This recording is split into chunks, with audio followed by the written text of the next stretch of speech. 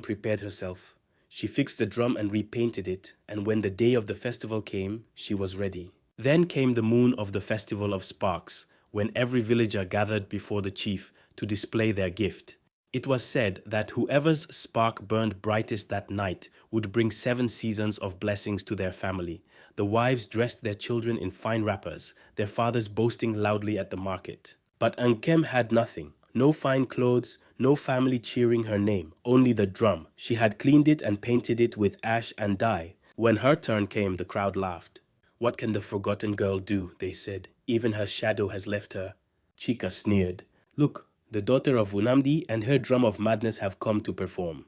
But NKEM said nothing. She simply placed the drum before her, closed her eyes, and struck the first beat. The sound was not loud, but it was alive. As she played and sang, it rose like breath after long silence. The air grew thick, heavy with something ancient.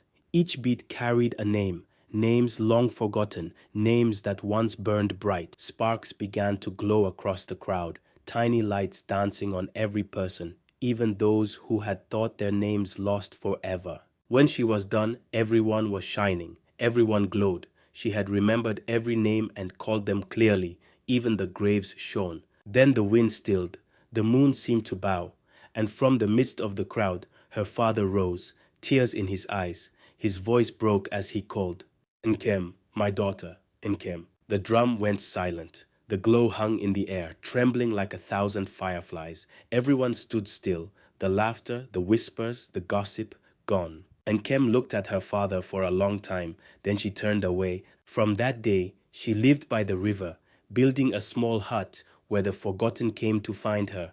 To each of them, she played her mother's drum, and as she did, their sparks lit again. They brought her food and stories, and in return, she gave them remembrance. They began to call her NKEM, the keeper of light, for she held the names of the forgotten in her heart. Her hut by the river became a place of quiet miracles. Some said that at night, when the moon was full, you could still hear her drum, soft, steady, calling out the names of those who had been lost.